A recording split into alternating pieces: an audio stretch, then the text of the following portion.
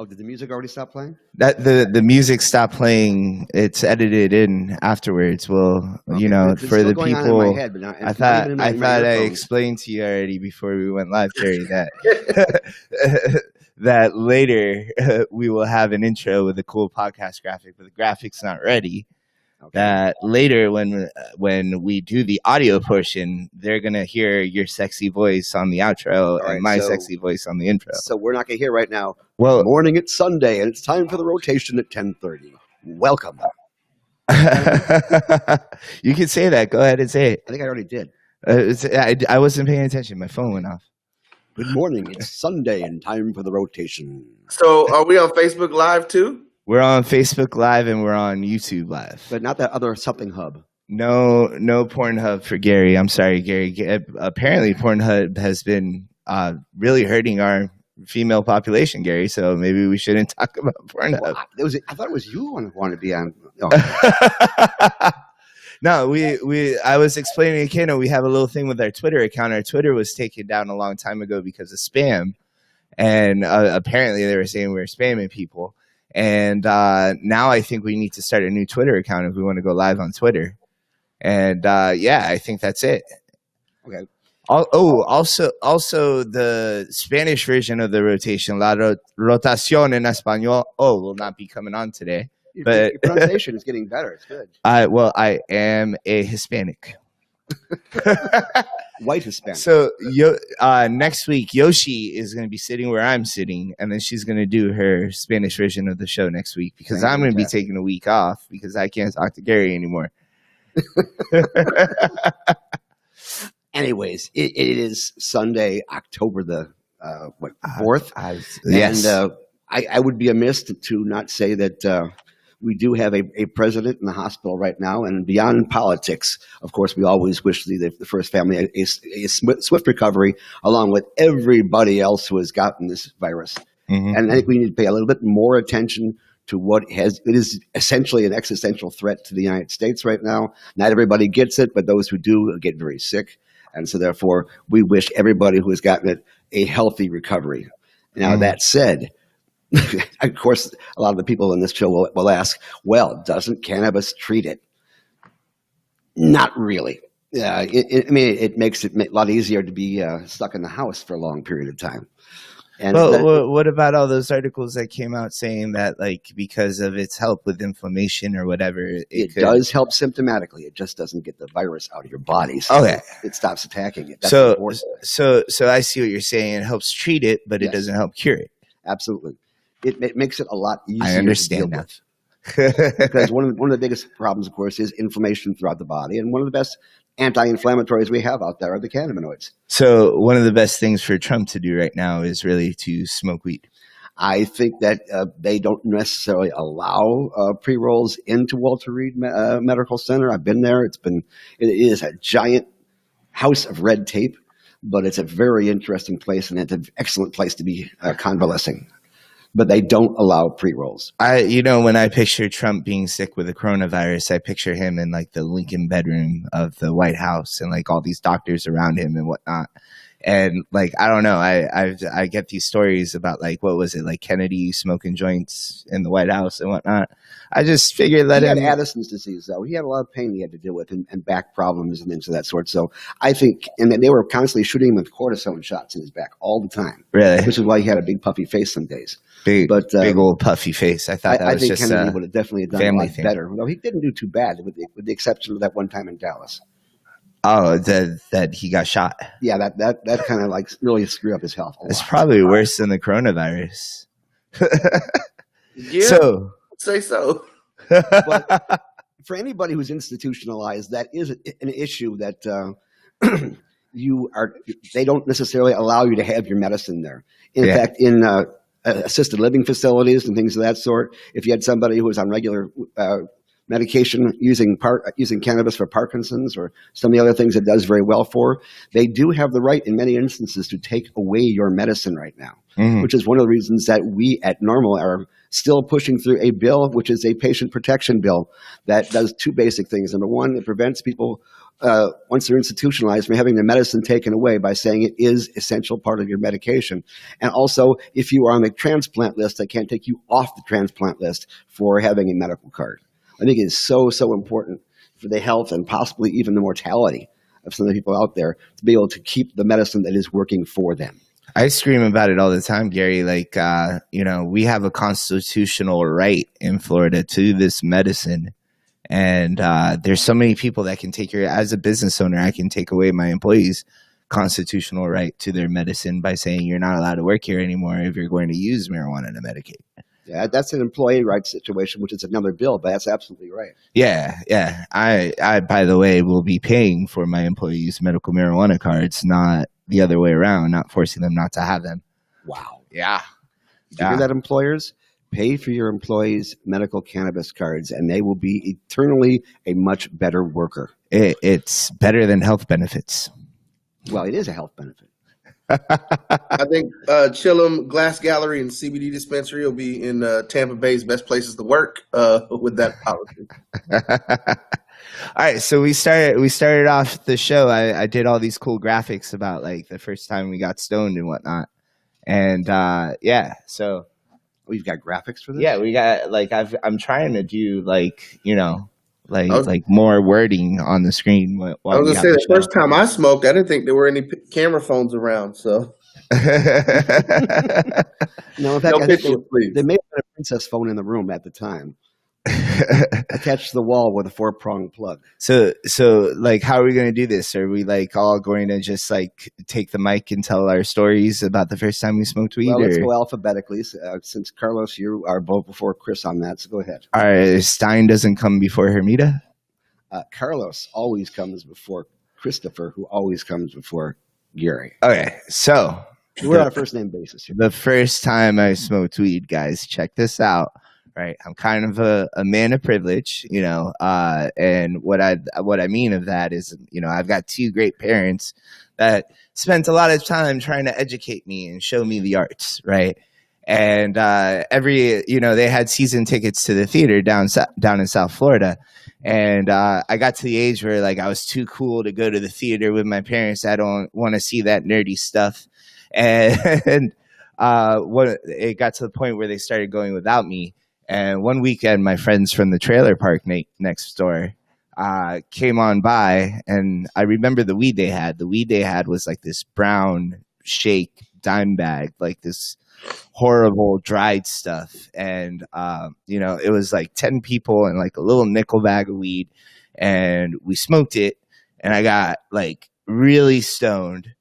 And I remember like growing up in South Florida, a lot of us like did like drag racing. And so like when this happened, there were a bunch of like drag racing cars, little rice burner cars in the front of my car, in the front of my house. And, my parents were coming back from the show pretty soon. I remember all these like racing cars racing off, and like I just wanted somebody to take me to Wendy's and come right back home, and nobody wanted to do it. And I was standing in my driveway looking so depressed because like everybody was leaving me. Wow. You said you're a man of privilege. It sounds like you're more like a man of constant sorrow. Man of constant sorrow. Maybe after a while I got jaded because nobody wanted to take me to Wendy's, man. I'm sorry. Did I bum everybody out? I bummed everybody out with my story, with my first time smoking weed. I look at that story with like such love and admiration and whatnot. But but I guess it's my first time smoking weed is depressing. No, it sounds wonderful. Can you remember the first time you smoked weed? I do. I remember the first time that it was offered to me too. It was actually at Driver's Ed. In 1973 and in 1971 Chevy Malibu, we got onto what is called the range. That's when they actually had driving license for kids that are actually part of the schooling. They were actually part of the curriculum. So you'd have to go out and buy lessons or have your mom or dad take you out.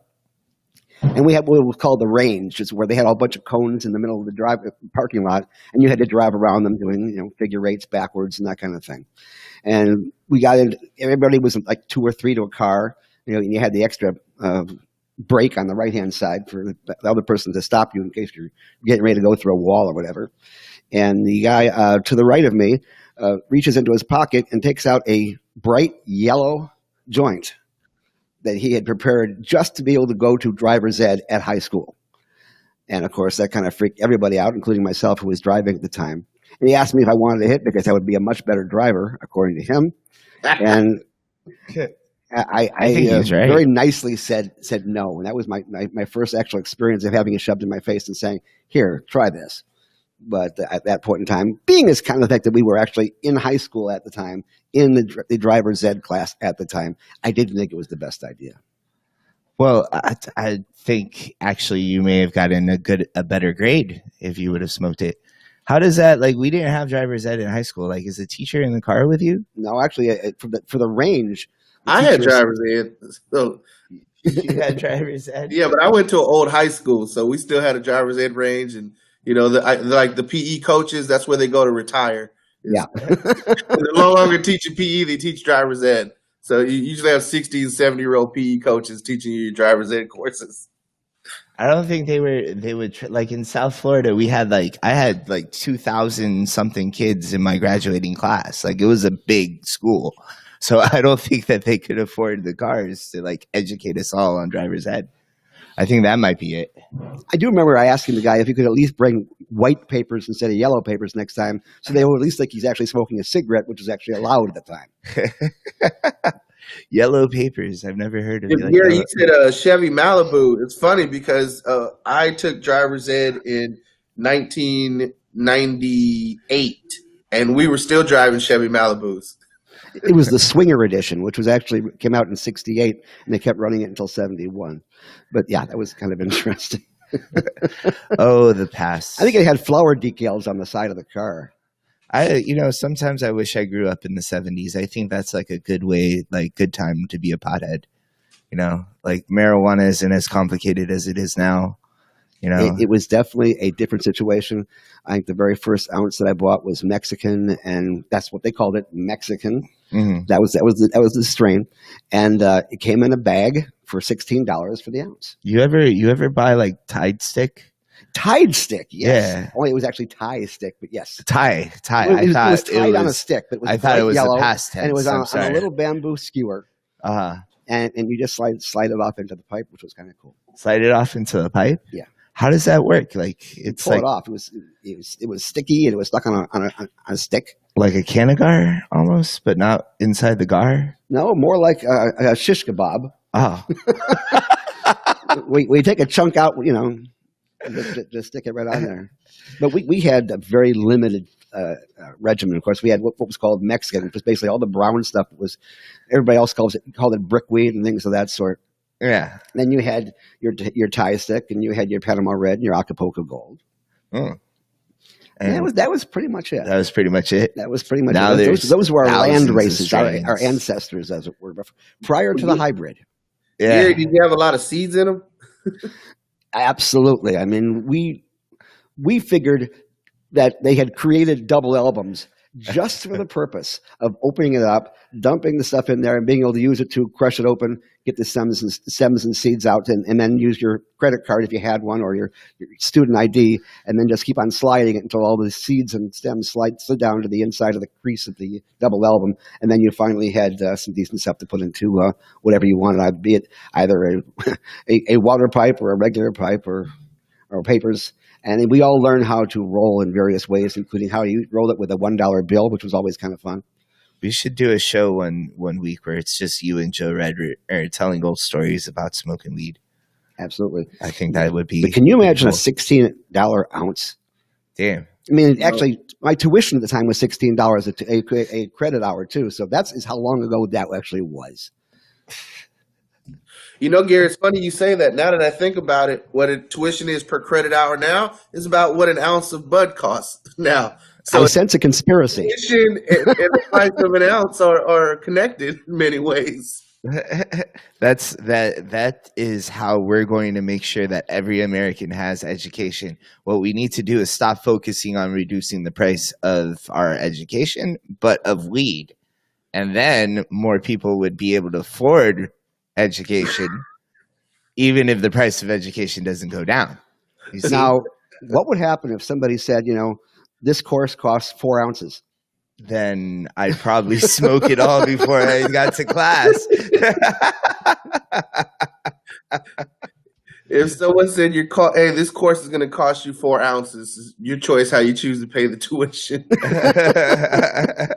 Could you imagine just registrars having just bricks dumped in front of them? Hey, I'm here to pay my financial aid. Be like, what's 4 ounces in dabs? And one other thing that we had then that it shows you how long ago it's been. We had one closet in the fraternity house that we put foil all along the inside of the closet, all around the top, so we could use it as a grow closet. And we had a fluorescent light on top, which actually may have been, from the local Spencer's with the black lights and all that kind of stuff. And we had our own closet just so we could grow our absolutely crappy weed that we got out of the seeds that we automatically came free with the ounce. That's actually kind of a benefit, isn't it? I mean, you actually used to get seeds with your ounce so you could actually grow them if you want to afterwards, just like, buying an avocado and just taking the pit out and trying to grow that. It's kind of a nice little bonus. It's like having a prize in your package, Yeah, a lot of people get upset when they see seeds, but true stoners know that's gold. Interesting story. Okay, you've all heard, well, many people have heard of the legendary strain here in Florida, Mayaca Gold. Mm-hmm. And Donnie, the gentleman who was the farmer for that, was one of the very first people out there who was actually packaging his stuff with no seeds and no stems and vacuum sealing the bags and putting it into cold storage. And that's why even after he was caught and the whole farm got taken down, Mayaca Gold was sold in Florida for many years afterwards because he had already created a mass of it. But the reason he took the seeds out was not necessarily to make a pure product, but to make certain that no one would steal his genetics. Mm-hmm. Mm-hmm. That's a big thing. Even nowadays with like Charlotte's Web and stuff like that, like they're pretty particular about their genetics. Like I don't know how, like right now we have a strain in Chillum called Charlotte's Angel, and supposedly it's supposed to be like crossed with those genetics, but I don't know how they got them. Like apparently like they're I heard rumors that they're like trademarked and everything. I don't know how you trademark hemp strain, but I don't know. I'm confused about it. The Stanleys have definitely been protective of their brand. They have Charlotte's Web as a brand now for their pet product line too. I remember seeing a couple years back in Fort Lauderdale. Gary, remember we were at that convention down there. So, Keno, you haven't told us about the first time you smoked. Oh man, first time that I smoked. So, thinking back, I was in college. Bloomer, if you will. It was 21, so this would have been 2004, and I was with some buddies who had already graduated, but they still lived in the apartments there right off of campus, and they were smoking, and then they were going to the plug's house to re-up it's going to be a long weekend. They were on their last blunt, and I'll never forget they both of them got out of the front seat. I was in the back of this SUV, and they passed me the blunt. They're like, "Here, hold this." It was still burning, and so I'm there sitting there by myself in the back of an SUV with a blunt in my hand, and it's just looking at it, and I'm having to stare down with it because I had been a member of Truth, part of that anti-tobacco campaign. I had always been a just say no type of kid. I remember the Ninja Turtles, cornering the kid. It's okay, Billy. You don't have to smoke weed. Just thinking about the fact of how ironic that was that Michelangelo, who always had the munchies, was sitting there telling people, he sounds like a stoner. No, bro, don't smoke weed. So I'm having to stare down like, oh, my nemesis, here we are. What is this all about? And I said, you know what, screw it. Let me take a hit, see what this is about. Let me see what the hype is about. And after my fourth hit, I got the giggles. uncontrollable giggles. And I remember, my buddies getting back in the car and they're like, "What the hell is wrong with you?" And I'm just sitting there laughing to myself, just laughing uncontrollably. And I passed it back to them. It was off because I've been holding it, laughing it so hard. And they're like, "Oh shit, Kano's high. Oh my God, what is going on with the world?" And at that point, it was, that was my first experience smoking. And It's funny. since I then, thought, historically that cannabis was starting to make a comeback back in 1957 because that's when the Smurfs first came out. I figured that must have been a definite sign right there that some people in the industry had started using it again. And it was essentially about the time that things started to come back more.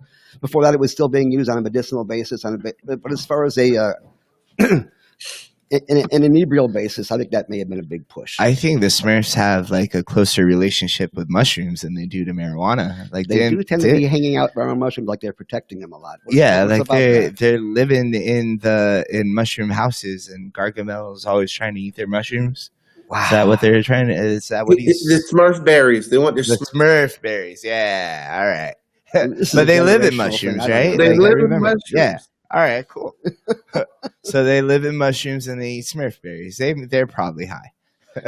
Now, getting back to some reality here, we do know that in 1970 we had the Controlled Substance Act that made it a substance, Schedule One substance, which had no medicinal value, and so therefore the illegality made a giant leap. Even though before then we even started talking about adding RICO laws and things of that sort, so the penalties were much greater. So it makes you wonder how things were starting to break up in the 1970s and 1980s, and how this continued on. I can tell you that I mentioned that I started smoking back in the 70s, but it came to an abrupt end in the 80s because both the Ford and the Jimmy Carter administration were spraying paraquat, which was a defoliant onto domestic crops that they were able to find. Rather than just pulling them out of the ground, they were spraying them with this defoliant called the paraquat, figuring this will stop kids from smoking this stuff. Of course, we had no idea what cannabis had the paraquat on it and what didn't have paraquat on it. And so therefore it was very tough for us to figure out what to do. And crazily enough, in the student newspaper at Michigan State University, there was a ad from the U.S. government saying, "Do you think that your marijuana has paraquat on it?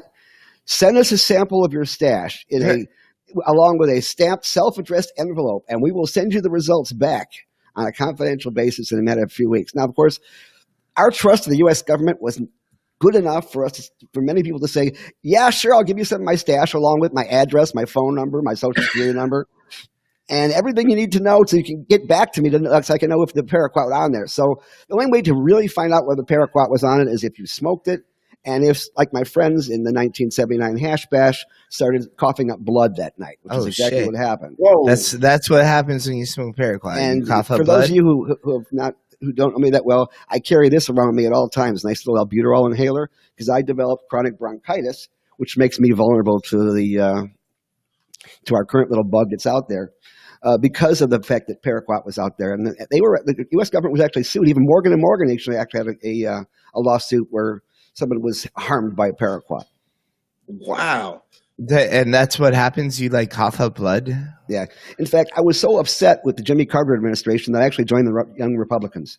That's kind of weird to think about. Yeah, that's ancient history, but I prefer to be able to look at both sides of the aisle and be able to understand exactly where their mindset is at. I mean, we had the same situation this week when the text from the SAFE Act, which would allow banking in the cannabis industry, was taken out of the last stimulus bill for the coronavirus, and they actually put that text back into the current bill that is currently in the House right now and trying to move it forward. So far, the Senate has been pushing back again, but it was interesting that even after they were told to take it out, they put that back in, maybe because it would make a major difference in this country in regards to the tax base, in regards to the access to medicine and things of that sort, for the SAFE Act to come through. What's your thoughts on that? Because you're out there in D.C. right now. What you heard on the buzz on that, Chris? Well, this is the third time that the SAFE Act has been, pushed through to major legislation.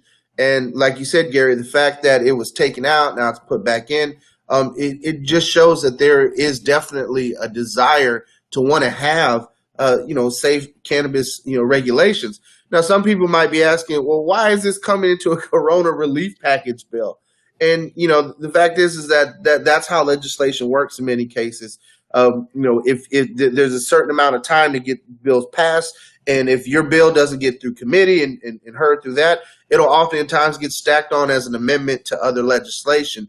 And so when people ask about, why didn't this bill pass for this reason, or why didn't that bill pass for that reason, sometimes there is amendments tacked on that are really good bills, and sometimes they're really bad bills. If I recall, in Florida a few years back, there was a bill to make medical marijuana cards for veterans free, but then they were trying to put an amendment that would ban smoking onto that actual bill. And so, now you're sitting there as a legislature. Do I vote against the veterans, or do I vote for this bill, but at the same time will hurt so many other patients? So, all in all, coronavirus relief is a bill that I firmly believe needs to get passed. That there are tons of state and local governments that are struggling right now, that would provide relief. There are a lot of frontline workers that could use the help, and so all in all, coronavirus relief makes sense, and to attach, the Safe Banking Act to it would do a lot to move things forward, where we're not seeing it move on its own. So that's my 2 cents on the whole thing. Well, hopefully the SAFE Act will stay in there, and hopefully it'll pass, because we do need more coronavirus relief. And I think in a lot of instances, we've lost so much tax revenue from the people being unable to spend their money, that being able to get some kind of stimulus going where we get more tax revenue in, even through the cannabis industry, I think would be a great benefit to the country, and as well as to the people out there. I think it's going to save the world. Now, they may have sacrificed the MORE Act because they decided not to do a vote on it, at least not this session. So what that means, guys, is that we are only 3 months away from finally getting the hell out of 2020, which has got to be one of the worst years, I think, since 2016, where everybody started dying. Was that Bowie who died in 2016 and beyond there? One of those bad years, but 2020 has been an absolute terrible, terrible year, politically and everything else. And we have an election coming up, and elections have consequences. Mm-hmm. And I'm not just talking about the presidency, because that's just one election out of many. We have all the state elections out there too. And you need to check into who you're voting for. And it doesn't make any difference whether you're voting Republican or Democrat. Find out who you're voting for and what they're all about. Don't vote for the party. Don't vote for the person. Vote for what they believe in, and if they will actually stand up for what you feel about. I think that is so, so important. Mm-hmm. I know that when I get to the polls, my ballot is not going to be checking up all the D's or all the R's or anything of that sort, but looking at each individual person and actually voting for the nonpartisan races as well. I actually check out on judges and find out what their record is to see where their strengths are and where their weaknesses are and things of that sort.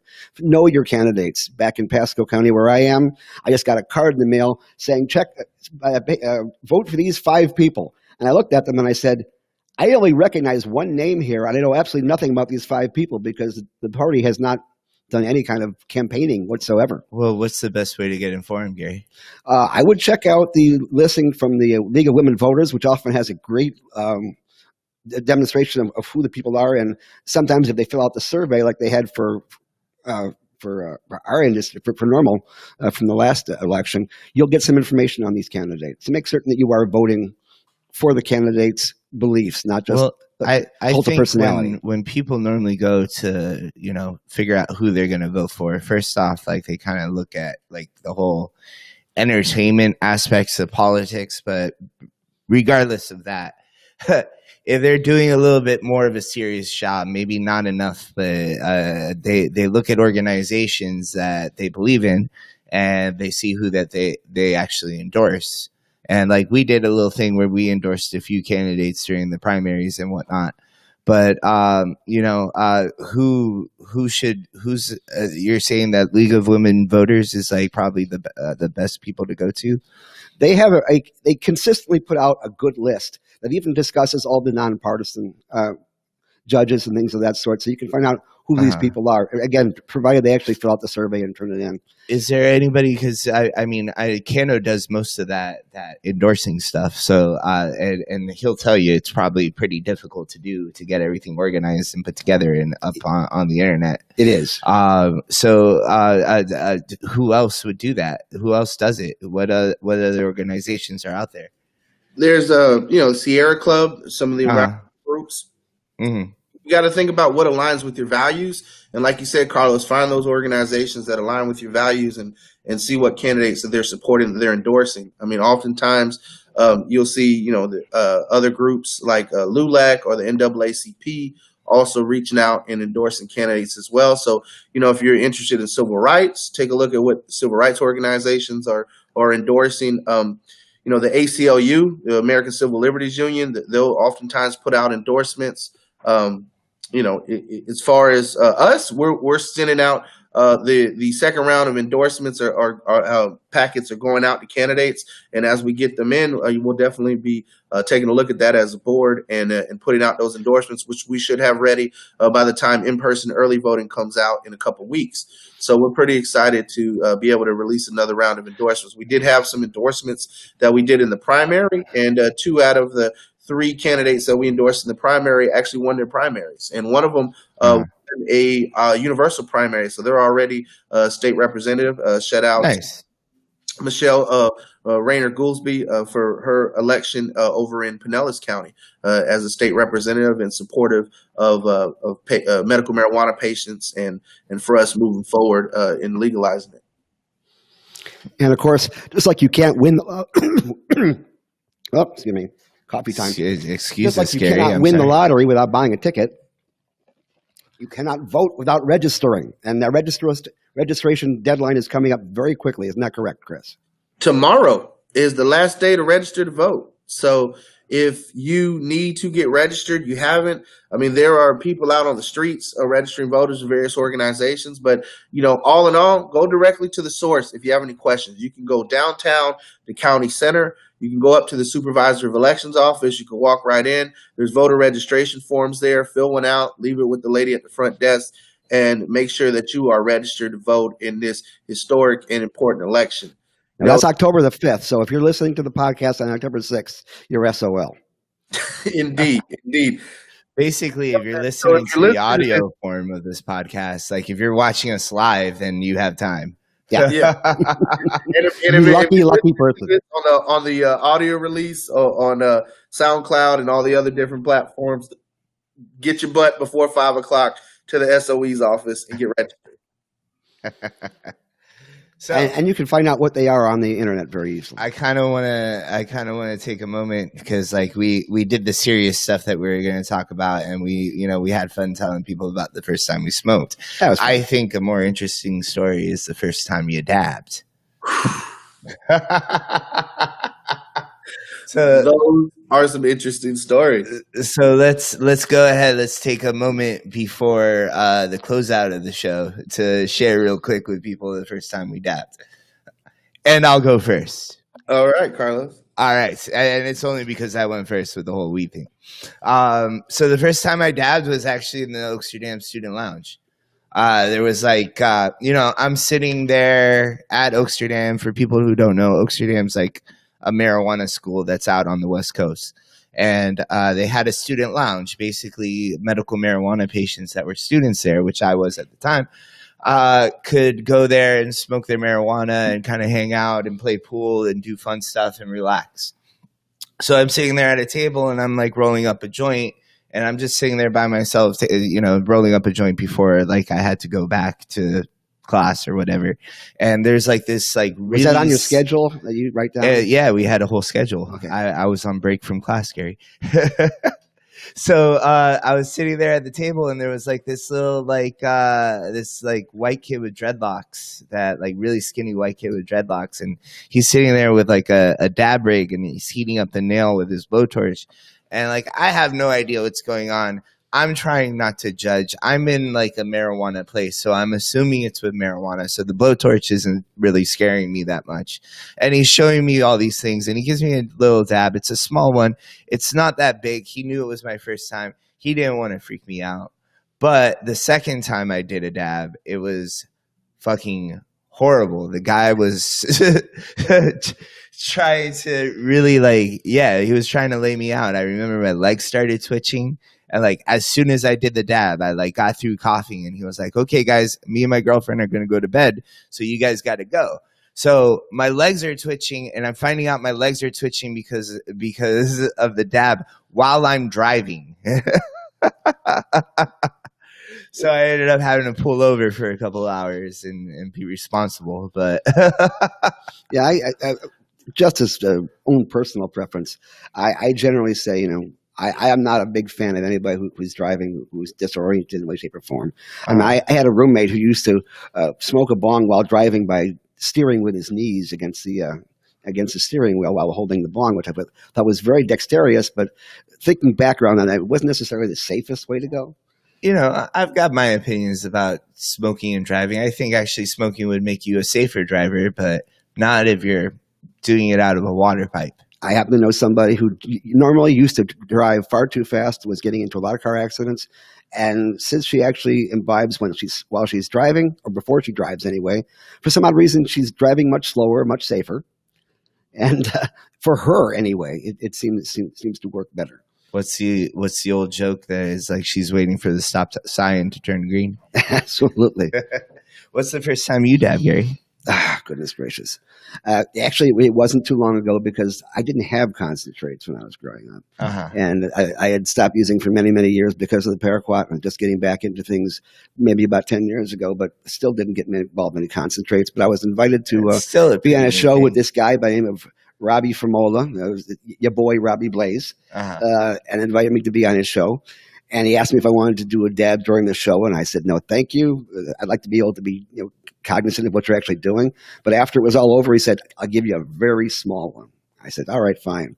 And then I did it. I said, thank you very much. I got in my car, and all of a sudden, everything in the dashboard went white, or the windshield went white, and I sat there in his driveway for the next 2 hours, enjoying my time, but not wanting to actually drive at all. So that was my first introduction to that situation. Thank you, Rob. I appreciate it. Every once in a while he comes into town. He's a nice guy. Look up your boy Robbie Blaze and his Wax Wednesdays show podcast. Okay, Kato, what's your first dab like? So I actually had two first dab stories that I would like to share. One is the very first time I ever engaged or learned about concentrates and oils and took a dab. It was my last year of my master's program in college. It's been 2013, and I was hanging out with a buddy, and he was like, "Yeah, I'm going over to a friend's house. Why don't you join me over there? We can meet up and smoke one." I was like, "Okay, cool." And go over there, and they're like, "Hey, man, you ever done a dab?" And I was like, "What's a dab?" And he's like, "Yeah, oil." I was like, "No, I haven't. Please tell me more." He's like, "Oh, I got some MK Ultra here," and I'm like, "MK Ultra? Isn't that like a U.S. government mind reading program, or isn't that the stuff where they connected with the aliens or something?" And he was like, "No, man, it's cannabis oil." I was like, "All right, let me see what's up." And I remember taking the dab, and I remember telling a 15-minute story, and then looking up at the clock. Turns out I had been telling this story for 3 hours. Did you get to the end of it? So yeah, I did get to the end of it, but just the fact that it was like, oh yeah, that was all the 15 minutes, and then to actually look at the clock, and I've been telling this story for 3 hours, and the fact that everyone else in the room was still engaged, that was probably the magic behind that moment. Well, I always say for a lot of people that if you got a decent buzz on, grab yourself a piece of a pad and paper, because you come up with these thoughts and ideas that may disappear afterwards, but are absolutely amazing during that time, or you think they're amazing, and then once you look at it later on, you say, "What the hell was I thinking?" But I'll always write these things down, because sometimes you actually connect with those parts of the brain that are so logical that those things seem illogical when you're straight. So by all means, go ahead and check those kind of things out. And just as a bit of a legal thing here, it is not legal to utilize cannabis in the state of Florida in your car. Even though it does say you can use it in private property, rolling private property like your car is not considered real estate. And so therefore, you are not actually allowed to go ahead and imbibe in your car. You can in your home. And in essence, the way the law is written, practically the only place you can actually go is in your home, provided if you rent, your landlord agrees to that. And that said, we do need safer venues for people to be able to imbibe. Now, the good folks over at Swamp City over in Gainesville have a much different atmosphere out there, and then they have a fantastic place to go ahead and utilize all the CBD products, including putting CBD in kombucha, which you also have here over at this shop as well. And it's a nice place to be able to go to and meet up with friends and consider it a safe space. And I have my Planet 13 here. This is a dispensary out there in Vegas who believe that there should be an entertainment complex associated with it. Of course, it is Vegas, but they actually have a pizza place. They have an entire mall attached to it. And because you're in the dispensary and they are planning on putting in a consumption area in Vegas. And you will see other consumption lounges coming up as we move forward, because I think it is the safe place to give people a safe place to go and a safe place to come home from. I think is very, very important as we move forward. It's hard to set up, though. That's like, I think it is very hard. Yeah, I think you're there in Ybor City. What does consumption lounge look like to you there? What do you think that would have as an effect on the businesses there? I think, well, you got to look at a business from like a financial standpoint, and I mean a setup where like a membership. You set up as a member and you can come here and use the facility. I think it could work, but I think the demographics are a little too small right now. You got to think not only like there's few medical marijuana patients in Florida, but that size grows quite smaller when you think of just like a simple area like Tampa. And then, I think it would be difficult to get something off the ground financially, because I've got a business here in Ybor City, and I have enough problems marketing it to everybody. You know what I mean? And marketing it to just medical marijuana patients could be a little bit difficult. Yeah, that makes sense. I mean, you think about if you ever been out in Colorado back in the days, the Lazy Lion was one of those places where you paid $5, you had a membership, but then there was also a dispensary there too. So like there were the rooms where you could smoke, but then there were places where they had a dab bar, with multiple dab rigs set up. They had a flower room, and so without adult use, I think you're right. These consumption lounges would be far more difficult in the state of Florida. And I think Florida's medical marijuana laws too would make it a little difficult. I think a part of the consumption lounge aspect is that it's a sociable atmosphere, and for a consumption lounge to actually make it in Florida, you have to tell patients that they can't share, and you have to be strict about it. Oh yeah, you have to be straight with your customers and say, what is legal, what is not legal, that kind of situation. But I do think that there are enough people who feel that the only place they can go is at their home or home of a friend in that kind of situation. Where there are a lot of people who are closeted, so to speak, in the green closet, who would be more than happy to be able to go to a consumption lounge. I mean, I work with a group of people who are actually working in the very first franchise of consumption lounges around the country, and we hope to have one in Illinois and in Nevada and also here in Florida as well. There's got to be a way. I know like you're not allowed to do it in public, but like maybe like outdoor areas, like there's got to be a way that like, say my backyard area, Chillum. Canada is very interesting in regards to that. Canadian law actually has the cannabis laws linked to the tobacco laws. So therefore, any place you can smoke tobacco, you can smoke cannabis, which means outside on the street, you can walk down the street and smoke a pre-roll.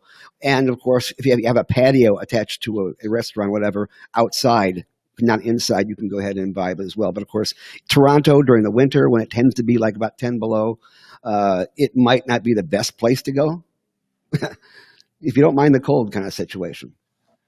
Okay, guys, we're at like the 43-minute mark.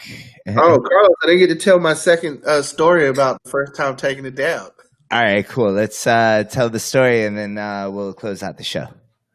So I say that I have two stories about the first time I took a dab because I actually had to, due to the arrest I got for getting my dad his medicine, had to order rehab. So I was sober for 10 months from pretty much 2014 up until 2015. And for those of you on the board, you knew how irritable I was during those 10 months as well. So Amazingly irritable. yeah, and I never forget that the day I was clean and free and granted my freedom, uh, going over to Carlos' house to celebrate, and this guy gives me the first anything. I hadn't smoked a joint, I hadn't done anything. He gives me a dab after being sober for 10 months straight. Oh, smart move. Well, here's the thing, Gary. I went home that night, got to the front door, and realized I left my keys at Carlos' house. So I drove back to Carlos's house and was like, "Hey, Carlos, man, I forgot my keys." And Carlos goes, "Well, then how did you drive home?" And I was like, "I don't know. How did?"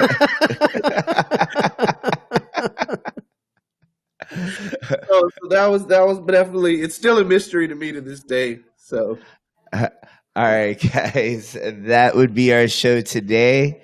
You can listen to this podcast at suncoastnormal.org, but you can find us both on SoundCloud and very, very soon iTunes. Actually, this week we'll be up on iTunes. Follow us on social media at Suncoast Normal. At Suncoast Normal. I keep wanting to say the website after that. At Suncoast Normal. We're on Twitter. We're on Facebook. We're on Instagram. We're on LinkedIn. Well, we'll be on Twitter, and we're on Facebook. And a special part of our website is that little button that allows you to go ahead and be a member of Suncoast NORML, because we are going to be doing big things in regards to moving forward, especially after the election, when we know who's going to be in office, to work these bills that will make things better for you, including things moving towards a more legal atmosphere in regards to for the patients and for the and for the employees, and talk about tourist reciprocity for people who come into Florida can utilize it. And of course, I have a home grow bill, and we'll discuss that next session, but next rotation rather. And what do you get for joining Suncoast Normal? You don't just support all those things, but you also get a gold leaf pin. You get access to cool events, and you get a free membership to National Normal. Absolutely. How could you lose? And we are going to be doing some amazing thing. If you want to be part of the change, if you want to be part of the things that move forward, we had a fun looking backwards right now, but it shows us how far we've gone. But we still have a lot to go. So please join us in this fight, and we will make things happen. Cool. Bye-bye, everybody. Later, Kano. see you.